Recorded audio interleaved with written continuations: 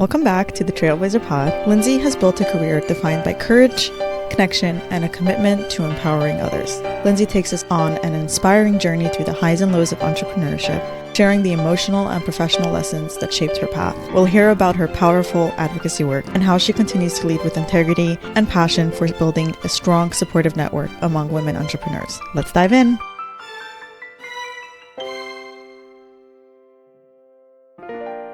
Hi. I've been following you for a while, but something that really stood out to me was before this podcast, I had no social media for 4 years. And I was really nervous about getting social media again. There's so much noise and, all that stuff. But your social media calmed me down a little bit because I was like, oh, you can actually use it for really positive stuff. And you're very inspiring. So thank you for that. Just a little. Oh my God, of course. Thank you so much. So I know you're in Chicago now, but where did you grow up? How did you grow up? Yeah, so I grew up outside of Detroit, Michigan, in a town called West Bloomfield. Very proud Detroiter. If you meet people from Detroit, we love to talk about being from Detroit. I grew up in a suburban family. I went to Temple. I was bat mitzvahed. I went to overnight camp my whole life, and I later worked at a Jewish overnight camp, which actually my kids go to now. Wow. Yeah, they go to Full our circle. camp in Michigan, and I met my husband there. Oh my God. So when we were working at camp, I went to the University of Michigan. I'm a very proud Wolverine, although not so proud these days when it comes to the campus encampments and what's being done. When I was studying at U of M, I went abroad to London actually my junior year, and it was then that I kind of realized I'm probably never going to go home in terms of back to Detroit. I had never lived in a city, and I just felt like London offered so much, and I loved being able to walk places and go to the theater, and I loved the hustle and bustle. And so after graduation, I moved to Chicago, and I lived downtown in Chicago for probably it was about 17 years, actually 16 years. And we had we got married, we had our kids in the city, and lo and behold, school became a situation, so we ended up having to move to the suburbs. And we moved out to the suburbs in 2017. And so now I'm living in a different suburb. And oddly, I sort of wish that I had gone back to Detroit. And, it's not that I don't love Chicago, I do. But, living in the suburbs, I do feel this sense of I miss home, you know? I totally get that. I think at different stages in our life, I think as a teenager, very natural to want to live in a city and to do the thing. And I'm 28 now, but even me, I'm feeling very much back to my home roots. I went across country to college, and I thought I'm never coming back to New York ever.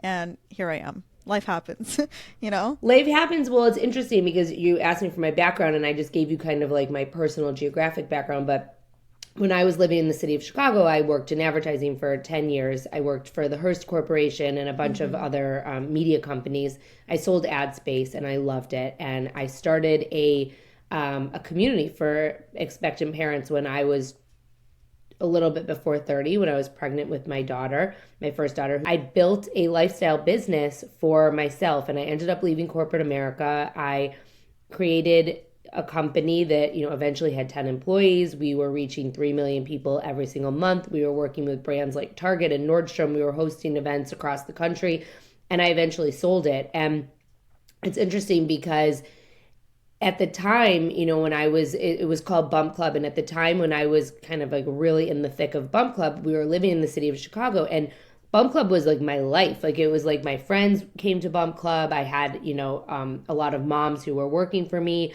And when I moved out to the suburbs, I still was doing Bump Club, and I didn't do as much in the suburbs, but at that time I was doing stuff across the country. So I was traveling a lot.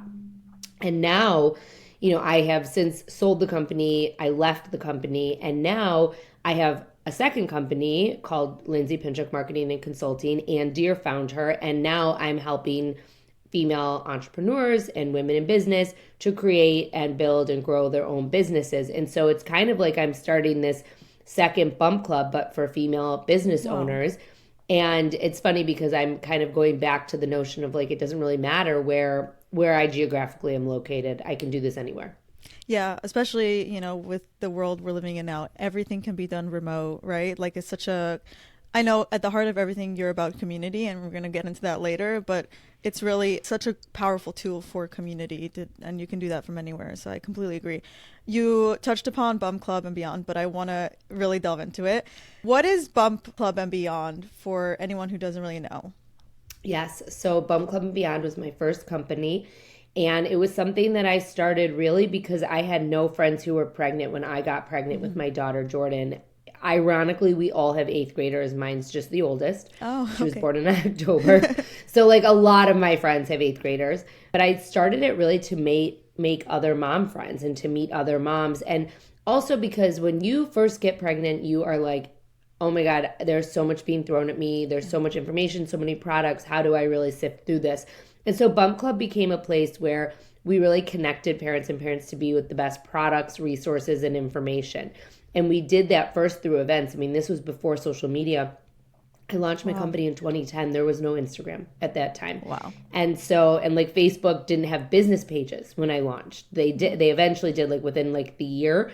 But when I first launched, I was sending out emails and posting on my personal Facebook page that I was having these events and, you know, just asking people to tell their friends. So it became a community for parents and expectant parents. And we ended up hosting events in like 35 cities, which is crazy to think about. I did not go to all the events. I had women in multiple cities who helped us to, you know, to host these events. But a lot of people ask me like what was like at the core of Bump Club, and you hit the nail on the head a couple of minutes ago when you said you're all about community, and that's what it was. Bump Club wasn't like a product. Like I wasn't selling shirts or apparel, or I actually never had merch, but it was a community, and we were selling belonging, and we were selling this notion of like no judgment. You could be any kind of mom you want to be here, and people really loved it. And I think a lot of that came from the get-go. I really kind of just said like, this is who I am, and I'm the founder of Bump Club, and I shared my stories of being a parent. We were working with very big brands on activations. They were coming to us because we had this very engaged customer base, and they wanted a piece of it. And, you know, you really, when people are pregnant, you really have about 6 months as a brand to get into their wallets and to make them customers.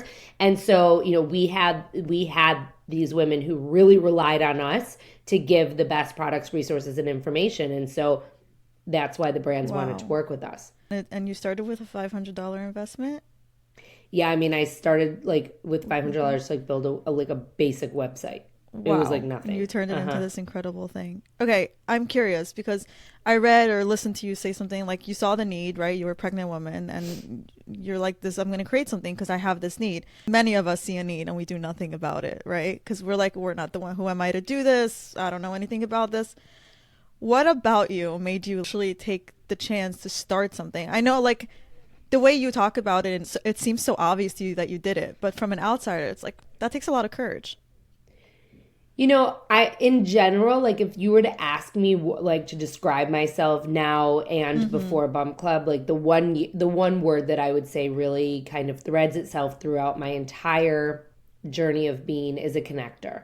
And even before Bump Club, like people would come to me and be like, "Oh, you went to Thailand. Can you like tell me your resources?" And I would connect them to like the tour guide. It wasn't like about being like, here's the restaurant or the hotel. It was like, here's the actual human being who helped me when I was there. Here's his email or his text.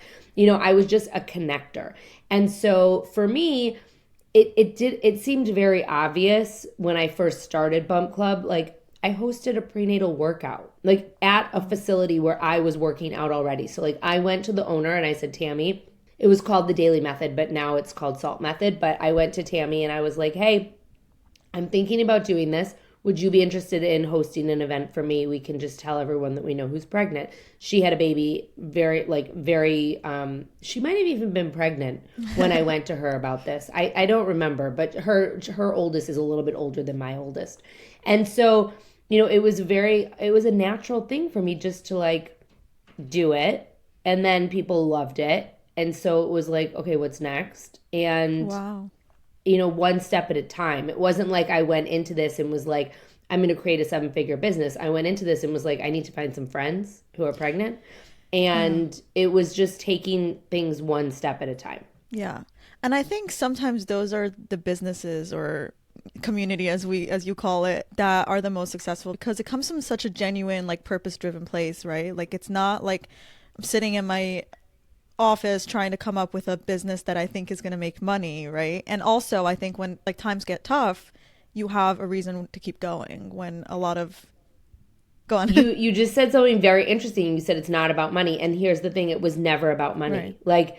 Like until it was about money, but it really wasn't. Like in the beginning, it was just like these events, and I really wasn't even paying attention to my finances. And then, I ended up getting a bookkeeper and the bookkeeper, we were about a year in, maybe 2 years in, and they were like, oh, like your revenue last year was like close to $500,000. And I was like, oh, okay. And that was like from ticket sales and sponsorships, and wasn't like I sat down and made a plan for like, this is how I'm going to get to here. I just showed up. And I think, to your point, that's what makes the best businesses, is when it's your heart and soul that's in it. Definitely. And people trust you because you're putting yourself out there. Yeah, they gravitate, especially if it's community based. People, like, I think, seek out genuine people, really just about stories and connection. Yes. Like you were saying. Okay, you were talking about how you weren't into the finances and you didn't even know how much you made. You were originally going to be a journalist? Well, so I wanted to be a journalist. Okay. So I was the editor-in-chief of my high school newspaper, and I was like, oh, I want to be a journalist. And I grew up in Michigan, and I applied to Michigan and Michigan State. And I had a couple of other applications on my desk. I wanted to maybe go to Syracuse. I wanted to maybe go to Northwestern. They both have amazing journalism schools. And I got into Michigan State within like 3 days. Times were very different then than they are now. And then like a couple weeks later, I got into Michigan, and I actually didn't think I was going to get into Michigan. And part of why I almost didn't go was because I wanted to major in journalism, and they don't have a journalism major. And my parents were like, you really should be going to U of M. You got in, there's other ways to fulfill this need. And that was probably one of the best decisions I made, because I was able to go and learn other things. And, I ended up working at a magazine on the business side, which was interesting, very eye-opening to me, because I always assumed like, oh, I'd work at Condé Nast or at Hearst or at Time Inc. and I would work on the editorial side. Well, no, I worked in ad sales and actually made like 3 to 5 times more money than my counterparts on the editorial side, and it opened my eyes to this whole other world. And it also taught me so much that I took with me to Bump Club. A big part of how and why I was able to get sponsors, because that's what I did in my day-to-day job. Yes, I was selling like pages in a magazine, but I understood how to set up a sponsorship. Yeah. And Bump Club was actually set up like a media model. So the circulation were the ticket sales and my members. And then because I had a membership program too, like you didn't have to be a member at Bump Club, but it was a option, and it was well worth people's time if they were going to be engaged with us. And then, the sponsorships were like advertising. So I really did take a lot of what I learned in the ad sales and world and working in the business of media to my second business. So I did want to be a journalist. And then when I was at Bump Club, I started sharing a lot of stories like through our content. And we ended up being a big, huge content machine. We were putting out a ton of content from parenting experts. We were sharing, we were interviewing like famous moms, and there were a lot of people I connected with, which was amazing.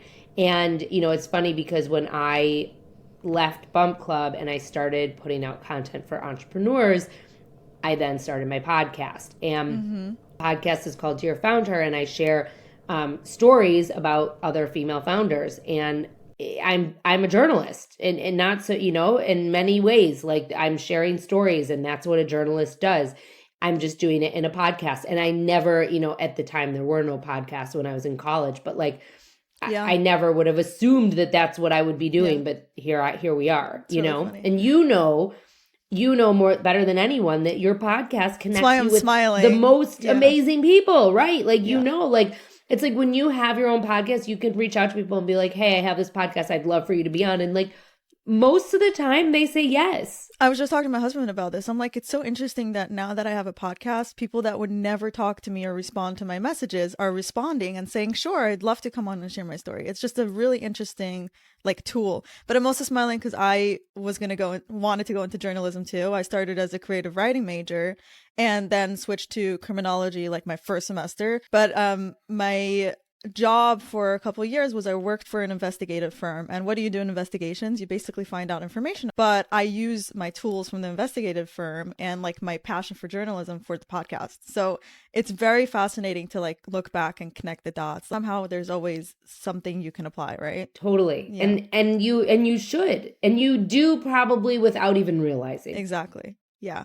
So what was that journey of becoming a founder like? You know, it's funny because I don't think I realized what that journey was until after the fact. You know what I mean? Like when you're just getting something started and you really don't have a plan and you're kind of flying by the seat of your pants, you just kind of do it, right? And so I just kind of did it, and it was, you know, a lot of work, obviously, and a lot of wearing a lot of different hats and staying up late and working weird hours. And also, please keep in mind that when I started this company, I did so I could be with my daughter. Like, so I went from 5 full days of childcare down to I think 2.5 or maybe 3 days.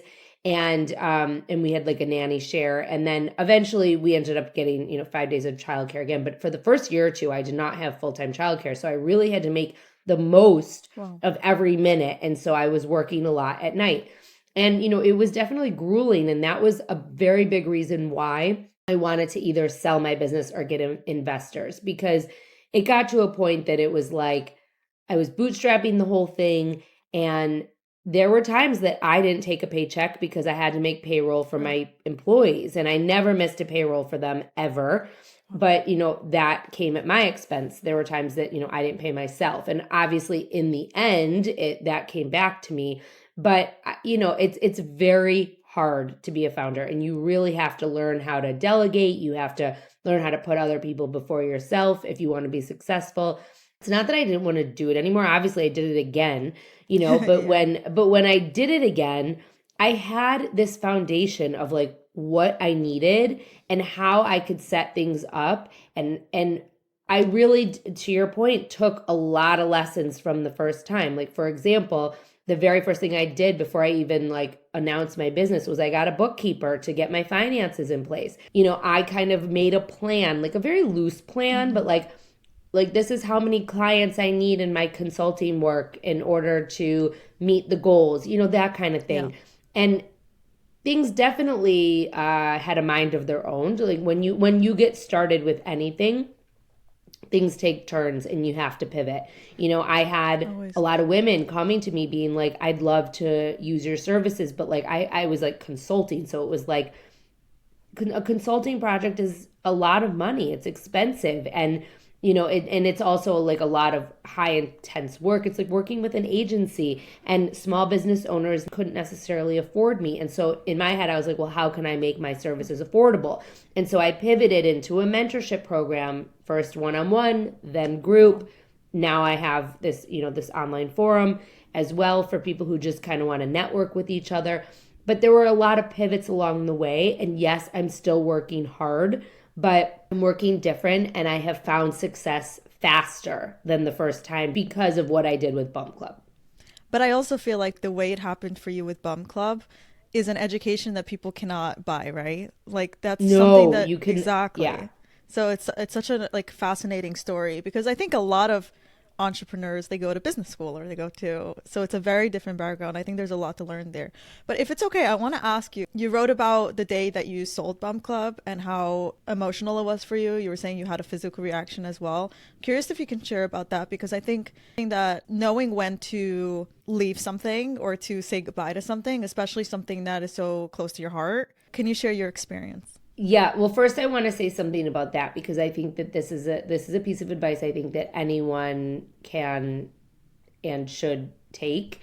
When you are looking to make a change, or when you're looking to leave something, my litmus test is saying to myself, what's the worst that could happen? And if I could live with that answer, then it's time to move on.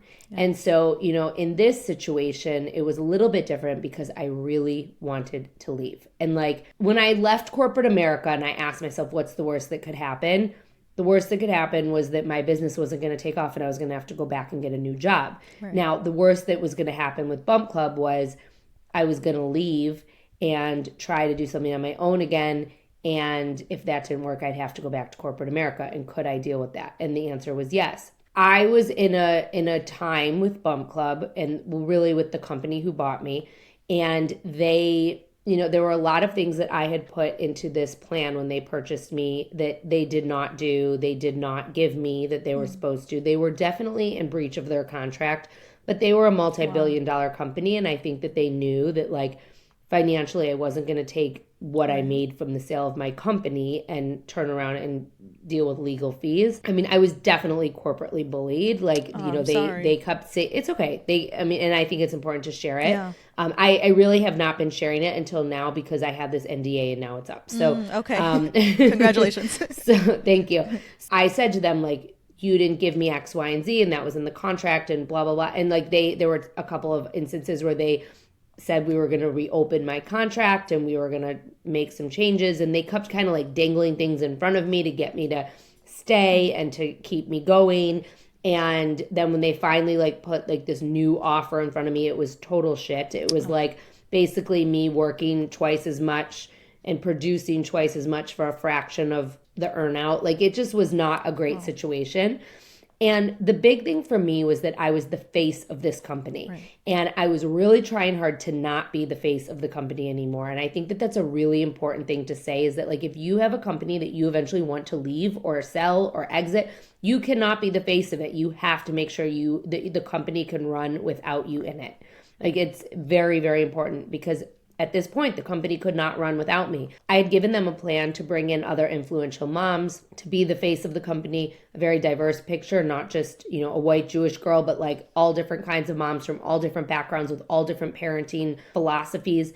And they really just like weren't doing what I had told them they needed to do. And this is very ironic given the whole situation. But in the summer of 2020, if you recall what was happening in society with Black Lives Matter, I made a post on Bump Club. It was a picture of Breonna Taylor, who, was shot and killed by the police. And it said she's someone's daughter. We always shared things about difficult situations and we always supported the different factions of our community, especially oppressed members. It was Friday night, midnight, and I got a call from my boss at the time, and she goes, take that down. Really? And she said, that cannot be up there, and take the black square down, and while you're at it, take down Ruth Bader Ginsburg, and like, there is to be none of this. It was in that moment, because they had said to me, you can continue running Bump Club the exact same way that you would run it, just with our rocket fuel. That was what was like kind of what their pitch was to me. In that moment that I realized, that's not the case. And we were about to have an election. We never at Bump Club endorsed a candidate, ever. But we always encouraged the women who were in our community to vote because you were voting for the future of your kids. I was not allowed to do that anymore. Wow. I was not even allowed to say, like, get to the polls. And so I just realized that this was not my company anymore. Yeah. At the end of the day, I didn't want my face to be on something that wasn't mine and that I was being told what to do. And so you asked me about like the emotion of leaving, and I really just wanted to leave. Yeah. And so it wasn't emotional going through like the leaving. It was the process to get there. So in May of 2021, in January of 2021, I said to my boss at the time, I really would like to figure out an exit. She brushed me under the rug. In May, I revisited. It was right before Memorial Day weekend, and I said, July 22nd is going to be my last day. It's the day before I take my kids to camp, so we need to work out what this exit's going to look like. And they dragged their feet. They kept brushing me off. They kept asking for more time. I had a lot of the keys to the castle still because they so stupidly didn't get them. I had the Instagram password and no one else had it. And all of the social media was tied to my personal profile. So wow. And no one could get it. You know what I mean? Even though they legally owned it, I still had to transfer it to them. it was like a very long, arduous process, and a lot of discussions with attorneys. And, I said I would stay till the end of the year if they paid me X amount. And they were like, well, we don't pay people to leave. And I said, well, but I'm the face of this company. No. You don't have any other consumer facing brands. So it was just like a lot of back and forth. Wow. And literally the night before I was wanting to leave, we still had not reached a conclusion. And the attorneys were on a call. It was two men, and they were, having a pissing match with each other. And I finally said, hey, I just want you to know that I don't want this fucking job. Like, I don't want to work here anymore. I don't want to be associated with you. But you have a consumer-facing brand that relies on me because you have not extracted me from the picture. Thus, we need to work me out in a very, meaningful way. I cannot just disappear. So you have two choices. You either put this shit back in the contract and you set up the contract the way I want it, and this is my rate to consult for you over the next 10 weeks. There's no negotiating. Or I just leave tomorrow and I'm gone. And I also take with me a lot of the relationships, because Target's going to wonder where I went. Yes. They're not just going to be like, oh, Right. okay. Like, and I'm linked with their executives on LinkedIn. Wow. So, they were like, well, we need more time. And I was like, there's no more time. You're out of time. And at 7 p.m. that night, I got a contract with exactly what I had asked for. And I signed it and we moved forward. And yes, it's interesting. So fast forward 10 weeks, I consulted for them. And the very last thing that I had to do was give them the Instagram password. And I was on the phone with my counterpart at the time. And I remember I was sitting right here where I'm sitting right now. And I gave her the password and I gave her everything. And I was like, wait, I got to call you back. Because as I was sitting here, I blacked out. Like, it was like the sense of relief of not having to work at this company anymore and not having to deal with everyone telling me what to do. And I fainted. That's wild. I literally fainted. And, I've never looked back. I've never regretted it. They did close the business 18 months after I left. And people asked me, were you so upset? And I said, I kind of sat Shiva 18 months ago when I left. And I came to the realization that it was okay for me to be leaving. Yeah. And so, I saw the writing on the wall. And so, yes, it's emotional, but there's a season for everything. And it was time. That was a long answer. I'm sorry. But I'm actually so happy I asked. I'm very glad that you can talk about it now, because I think it's probably more common than we know, right? Because there's probably a lot of NDAs in place. I think it's just all stuff that women specifically should know. So I'm glad you're able to share that. And thank you for giving me the long answer. I appreciate it. So let's get into Dear Founder. When did that happen? How did it come about? I left Bump Club, it was July 22nd, July 23rd. I took my kids to camp. I took a week or so off. We went to Colorado. I came back. Bump Club was my client. And I only worked for them maybe 10 hours a week. And during that time, I put out to everyone. I sent an email to everyone I knew. I was posting everywhere I'm taking clients. I left and I'm happy to help you with any of your marketing needs. And I got a couple of clients within the first month. And I started working with people. And then I realized I have all of these contacts and all of these amazing women that I've gathered up along the way over the last, at the time it was a decade. And I said, so how do I put their stories out there? And I actually, and so I was I want to start a podcast. And at the time, I wasn't even oh, it'll help my business. I was just kind of this is something I want to do. And I ended up taking a podcast class. I wrote about it actually today. Yeah, I saw. With Kathy Heller. And I had no idea who she was. I was served some ad from her. And I took this class. And I learned how to produce a podcast. And I also learned how to tie it back to my business. And so I launched Dear Founder as a podcast very separately from my consulting business in January of 2022. And it's really evolved because it's not just a podcast anymore. Dear Founder has become this movement.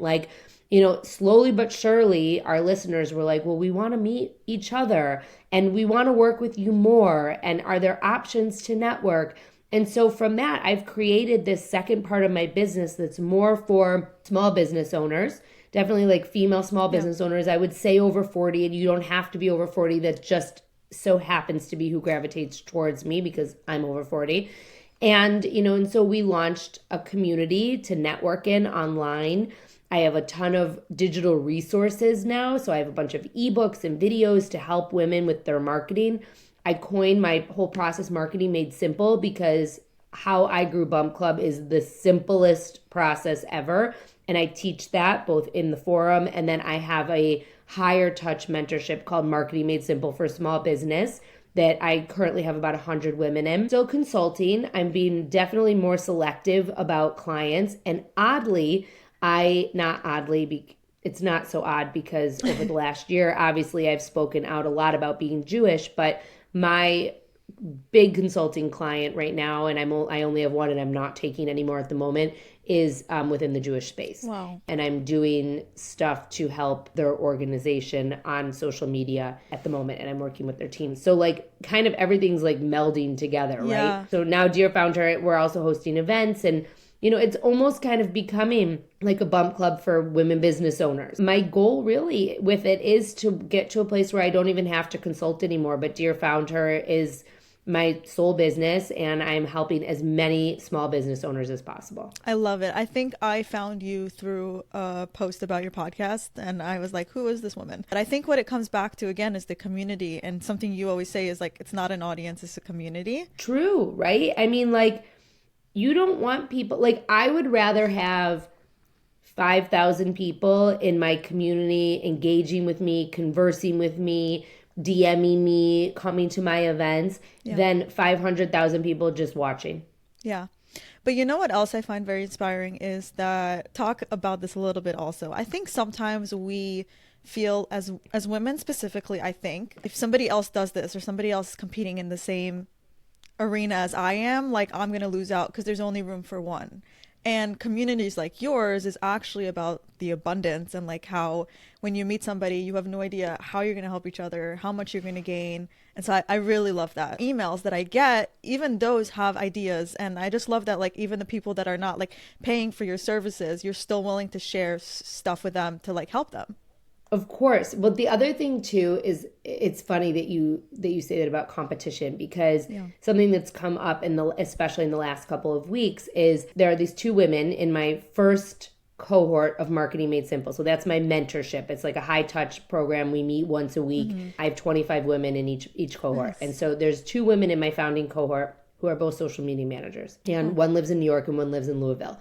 And I think when they both got into the group, they were like, oh, like shit, like, right. Like there's someone here doing the same thing as me. Yeah. Okay. What has come of this relationship between the two of them is amazing. And I've been talking about it a lot because I don't want people to have this scarcity mindset. Mm-hmm. Like, you want competitors, especially if you're a solopreneur or if you're a service provider. You can only provide so much service, right?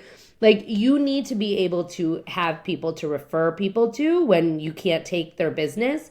You need to have people to bounce ideas off of, to ask questions of, to support.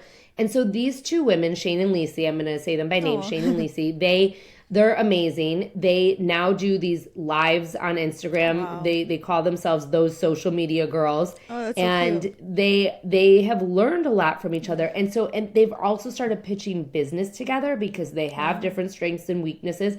I have introduced them to people, and I'm like, I think you guys should take this project together. That's so cool. It makes sense to be in a place of sharing and support and not gatekeeping and like being excited for people when they succeed, and it all comes back around. And that is really like what I preach, like, is better together. And I cannot stand when people are like secretive and don't want to share and they're competitive and weird. I actually had a client early on, and at the end of every one-on-one client like relationship, I send out a survey, and I sent her a survey and she gave me glowing feedback. And it came time for a testimonial, and she opted out. She didn't want to leave a testimonial. Now, she also does some stuff with social media and small business, but very different than me. And I would not consider us competitors. I was like a little bit turned off that she would give me this glowing review and she wouldn't provide a testimonial. And in fact, I ran into her at one point and she said to me, oh my God, I'm so jealous that you can fill a room the way you can fill a room with your networking events and this and that. And I looked at her and I said, you have to remember, I've been filling rooms for 15 years. I said, this didn't just like happen. Like, this is, you know, a lot of the women who come to my Dear Found Her events actually found me through Bump Club. And like, you know, I've built a solid reputation over the last decade and a half. So in any event, fast forward, I mean, this woman's really the woman who lost out, because I definitely have had business that I could have referred to her over the last couple of years. Yeah. And I choose to refer them Shane and Lacey.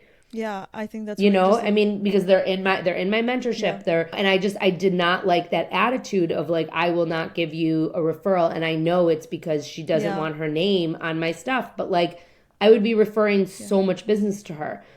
Yeah. You know, I mean, you know, and I don't want to sound like spiteful, but it just goes back to what you're saying. Like, I don't see anyone really as competition. And I think that when you start looking at other people as competition, it bites you in the ass. Yeah. I think a lot of it comes from fear, right? But you have to be self-aware and work through that. But I also think another reason why somebody would gravitate towards you versus somebody who's jealous is because you can sense that. You can sense when someone's open and wants to help you and is like selfless, right? Well, and that's what I always tell people, like, to ignore all of the noise. Ignore the competition. Ignore what other people are doing. Like, this isn't a race, you know? It's like, it doesn't matter. Just like focus on yourself. Yeah. We're going to pivot a little bit because we have so much to talk about, but something, and I didn't even know this when I first found you, but over the months, I just saw you advocating after October 7th against anti-Semitism, all this stuff. I want to go back though to when you were 17, you went on the March of the Living. Just curious, how has that impacted you? Oh my God. The March of the Living was one of the biggest, most pivotal moments of my life, truly. So I went on the March of the Living. It was the last 2 weeks of my senior year of high school. So I missed the last 2 weeks of school. It was not over spring break. My parents said to me, if you want to do this, that's fine, but you can't go to Mexico with your friends. I said, that's fine. You know, I think as a 17-year-old, most 17-year-olds would have so much FOMO, they would not be able to do that. But I am so glad that I did what I did, because no one talks about Mexico in 1997 anymore. Right. And I refer to the March of the Living all the time. So I went on this trip I actually went with a bunch of my very good friends. Like, I had a handful of very close friends who were on the trip with me. And it was just very eye-opening. I had always wanted to go to Poland. It was very eye-opening to see places like Auschwitz and Birkenau that we see in history books, but also places like Majdanek that we really don't. And Majdanek is a death camp that's in the middle of the city of Lublin. You can see it from anywhere in the city. So that means, you know, anywhere in the city, you really knew they knew what was going on. No one made it out. I mean, it was a death camp, and very, very, very few people survived Majdanek. So seeing places like that and witnessing what happened and bearing witness, you know, for me, I for whatever reason, I felt like I needed that. And then we went to Israel, and Israel really takes on an entire new meaning when you come from a place like that and you realize that Israel exists so that this doesn't happen again. I made a promise on that trip, and actually my journal is in this piece of furniture behind me. I keep it in there. I made a promise on that trip, like, never again. Like, the whole point of going was to bear witness and to share what I saw. And I did. I brought programming back to my overnight camp. I repeatedly talked about it in essays and papers in school, and I do talk about it to anyone who will listen. Now I share about it with my kids. So when October 7th happened, I mean, it was not an option for me to not speak up. And in fact, the very first picture I shared after October 7th was me and my two best friends on the overview of the hotel. It was from that trip. It was just not an option.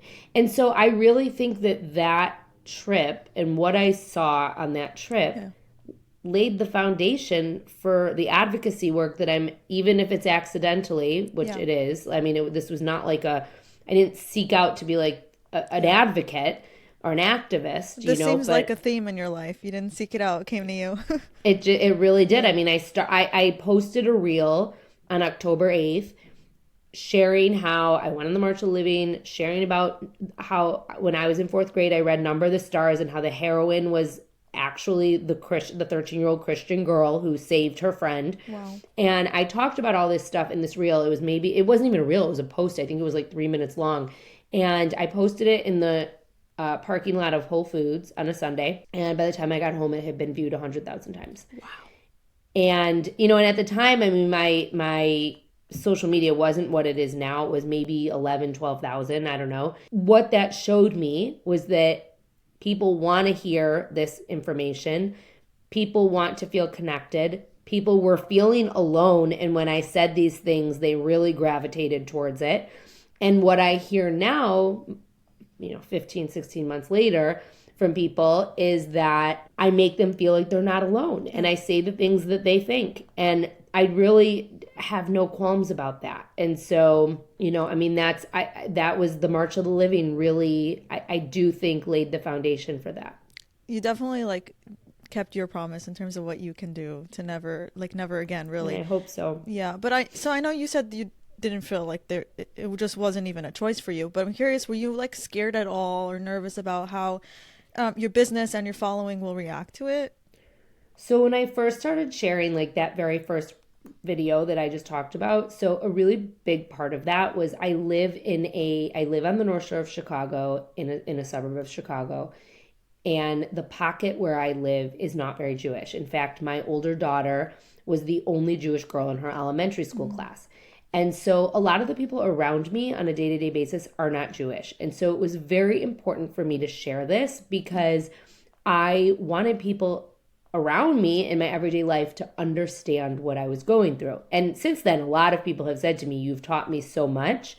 Thank you so much." And so to me, that is why I post. I'm not posting for, yes, I'm posting for the community of, Jewish people who, need community, but I'm not posting to inform them. I know they're on my side, So in the moment, I really didn't think about it. And what ended up happening, though, was I was losing a lot of followers, especially in the beginning, but I was gaining so many more.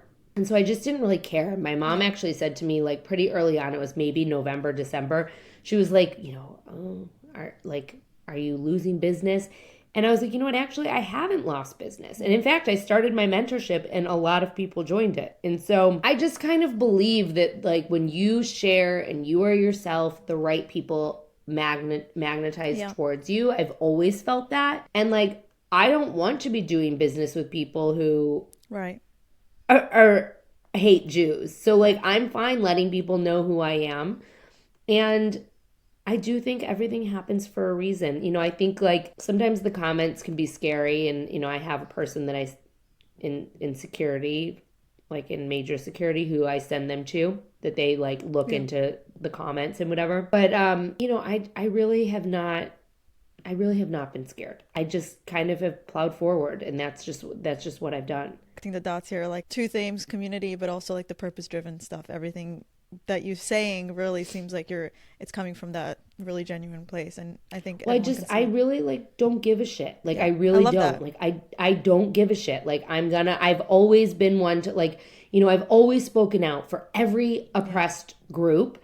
I'm not going to speak out for myself. I mean, this is my core family and my family. 15.2 million people are my family. And I am what? I'm going to put myself on the line and my business on the line for Black Lives Matter, who threw us under the bus, And I mean, of course, I do believe every single person deserves the same exact freedoms and rights and and I've spoken out for the LGBTQ plus community. I've spoken out for Asian people. I've spoken out for Black people. Yeah. I mean, you name it, I've spoken out for it. And it's because I believe in it, And so to not stand up for myself, that wasn't an option. Yeah. Well, as a fellow Jew, thank you. You don't have to thank me, but thank you for saying that. Yeah, no, it's important to have women who are courageous enough to just speak out for what they believe in. To end off, I ask all my guests, Lindsay, what does being a trailblazer mean to you? Being a trailblazer means leading by example. You got to walk the walk and talk the talk. And I that is something that I do. I will not compromise my integrity. If you hear me say something or see me do something, that is what I do and say. And I think that when you are a trailblazer, you have to lead the way like that. Yeah. And you cannot be an effective leader if you're not true to yourself and if you're not living and leading by example. Love it. Thank you so much for joining me today. Thank you so much, Faye, for having me. I so appreciate it. Thank you.